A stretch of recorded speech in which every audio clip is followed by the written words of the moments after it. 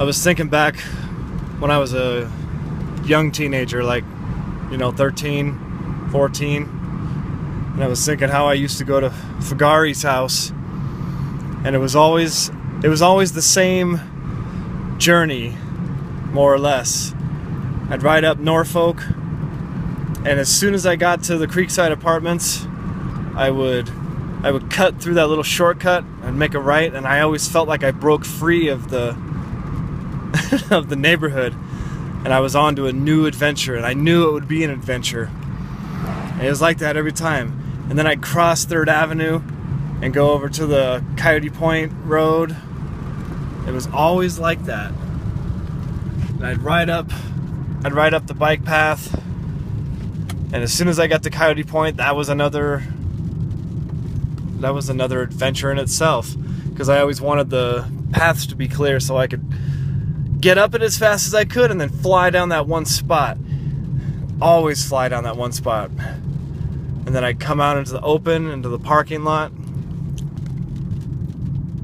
and then I'd go along that little path right there past the animal hospital, and then I'd end up in that little small warehousey area where the drive-ins were. And for a while there was a shortcut through there in between a couple of warehouses, but the earthquake, the '89 earthquake, screwed up the little bridge that crossed over, so I couldn't get through there anymore. I had to go around alongside the